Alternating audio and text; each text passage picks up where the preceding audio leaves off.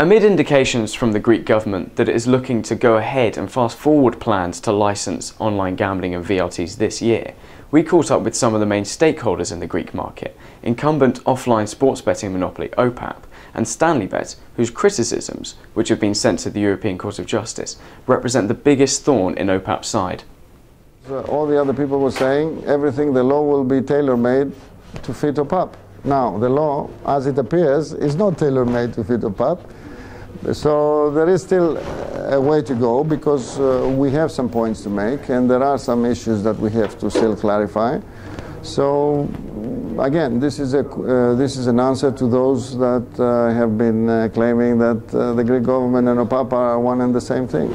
Assuming that there is no blackout period, as you call it, we call it a transition period, then whoever is operating today under no license, then eventually will have a tremendous advantage over those who maintained their legal stance and decided not to participate. So, like OPAP, for example. So in essence, we would reward those who were participating in a market in an unlicensed manner. We have said it openly and clearly. OPAP is a combination of OPAP licensed the 11 games, its operations and its agents, and we cannot segregate and separate from that. So if whatever we do in the future, they will be part. They will be party, and we will have a discussion of how they are going to participate.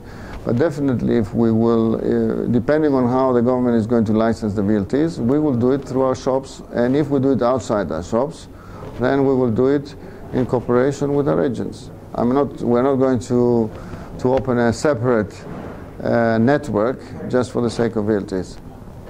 How confident are you that you will be able to see off Stanleybet's legal challenge and maintain your retail sports betting monopoly in Greece? I think the decisions of the European Court of Justice have been in the favor of that. I mean, the governments, they have the freedom to decide how will they facilitate the process and the regulation in the markets. And monopolies or restricted provision, even exclusive provision from private companies is allowed if the government so decide. So again, Stanleybet has a different position, and they fight it in the European Court of Justice. This is the forum that will decide for it.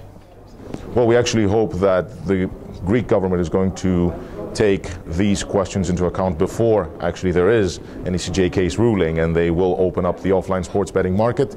But obviously it's going to create huge legal and perhaps even economical issues for the government in trying to restructure everything perhaps from the beginning.